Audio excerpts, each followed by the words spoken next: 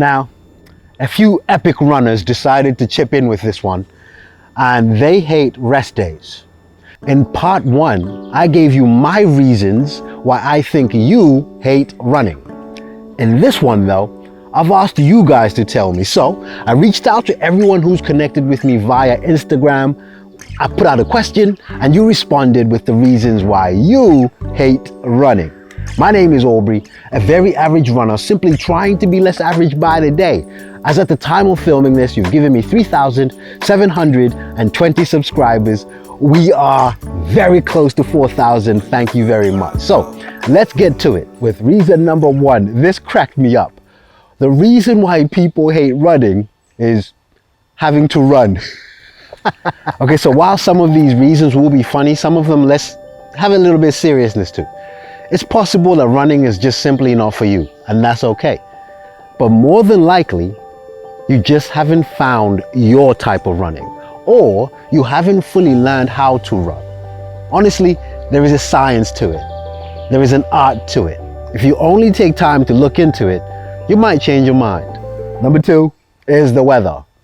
I totally get this one. I can relate to this. Yeah, I totally get this one. Look, I'm a tropical guy. I come from a little country called Malawi, but I live and home now is England. When England decides to do winter, I don't like it very much, so I don't like going out running. Conversely, in the summer, it's been too hot at times. To even think of running is just something I don't want to do. There are ways of getting around it. Dress for the weather, and even better, dress for how you will feel after you get into your run. So maybe underdress in preparation for you getting warmer. Overdress because it might be colder than you're normally used to. Number 3 is the cost of the sport of running. It's expensive. I understand. Reason number 4 is the risk of injury or repetitive injury. I totally agree with that. Now this one hurts, quite literally. It seems like it's a matter of time until you get injured. I can't tell you how many times I've been injured from running, and it seems to be the common area. I get shin splints quite commonly, as well as my knees. So there is some stuff you can do around that, strengthening your muscles to absorb that impact and deal with that pressure much better than you currently do. I promise you there are ways around this if you only look into it. The problem that runners have is they look at strength and conditioning as that added chore they need to do to support their running, as opposed to being something that goes hand in hand with running. Let's look into it. Okay, let me just pause for a second. If you find any of this useful, informative, educational, please do consider subscribing to the channel. I'm fast approaching towards that 4,000 subscriber mark. It would be great to reach that and have you on board. Okay, let's carry on. Number 5 is recovery. The time it takes to recover for your next run. Recovery. Now, not necessarily from injury, but from one run to the next. Let's say you finish the run. My aches feel it, my ankles, muscles generally feel soreness. The amount it takes for you to go from that state ready for the next run varies between people, and some people find that irritating. I get it. But that is your body's way of telling you, chill out a little bit. Let me get stuff together. I'm gonna give you a chance to go out for the next run in a much better shape than you were when you went for the previous run. Over time, that recovery makes you a better runner, a stronger person. Muscles develop. I promise you, it's absolutely key. What you can do is add a few more things in your recovery process. That's a separate video, and I will get to it. Number 6, time. Time restrictions, limitations, just not enough time. But you always make time for what you prioritize. Simple. There are people that when they're chilling, it's Netflix. It might be going to the pub, it might be football. Try get running into that mix. I promise you will find time. Whether that means waking up a bit earlier or maybe a lunch run.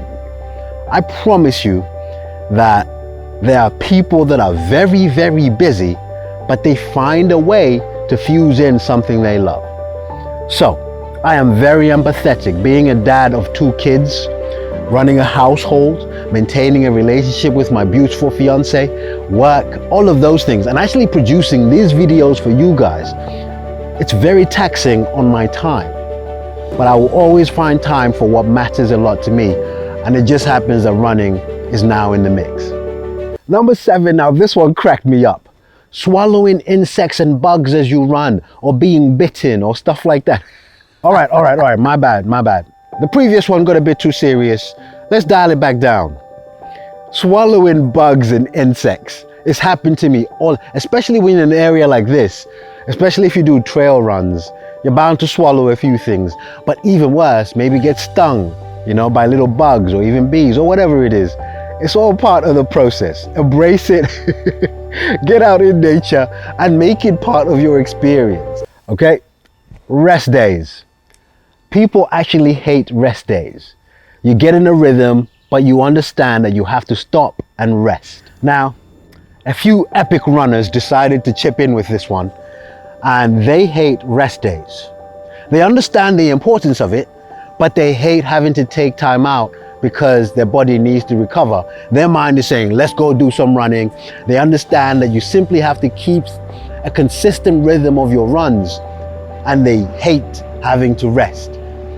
It's just a joke, I know, for most of these epic runners, but I can't stress enough.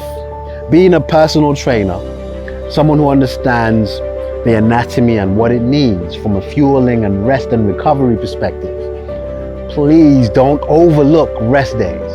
In fact, if you're building a program to run, the first thing to build in should be what days are you going to rest and recover.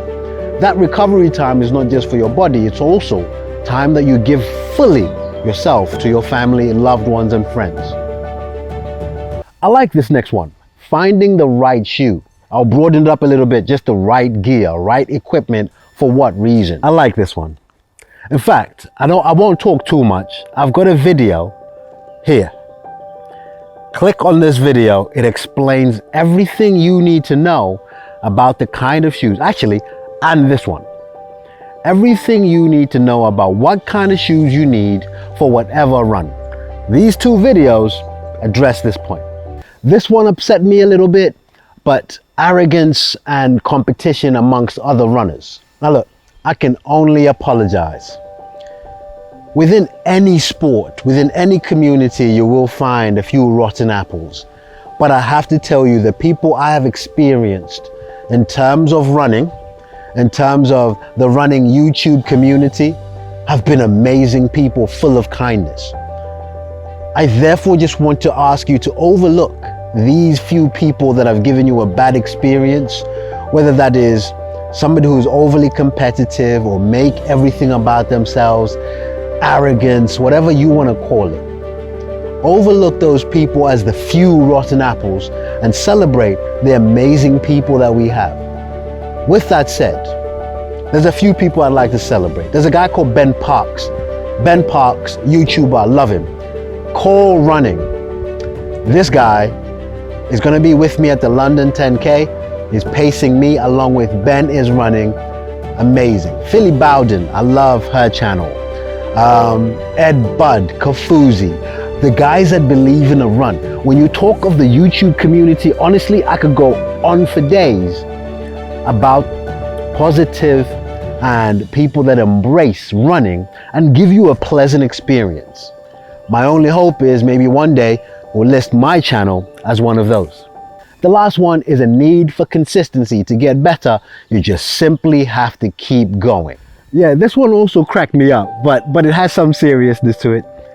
Having to always come out for a run to get better. Why do I have to keep running? I get it. But you know what? Nothing worth having comes easily. Nothing. And you may have had a few runs that gave you a bad experience. I just want to implore you to just overlook that and keep going. There was a time I celebrated the first time I ran 10K in less than an hour. I'm now aiming for running my 10K in less than 50 minutes, simply because I carried on. I can only ask you to do the same. I'll tell you what, let me give you a bonus one. What I hate about running, tummy issues. I talked about it in part 1, but tummy issues. If you happen to go for an event, whether it's race, whatever running event you're doing, make sure you pay a visit to the portaloos, the toilet, wherever you handle your business before you go. Bonus tip, pro tip. All right. If you found that very useful, please do consider subscribing to the channel. And I'm gonna leave part 1 right here. You can click there. Those were my reasons why I think people hate running. Thank you for taking time to watch this. I truly appreciate it.